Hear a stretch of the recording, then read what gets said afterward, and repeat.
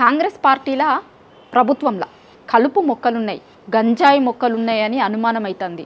ఈ మాటలు అనేది ఎవరంటే కాంగ్రెస్ పార్టీ మాజీ ఎమ్మెల్యేనే సంపత్ కుమార్ కొన్ని సంచలనమైన ఆరోపణలు చేసిండు. పార్టీ ప్రభుత్వం ఒకసారి పునరాలోచించుకోవాలి.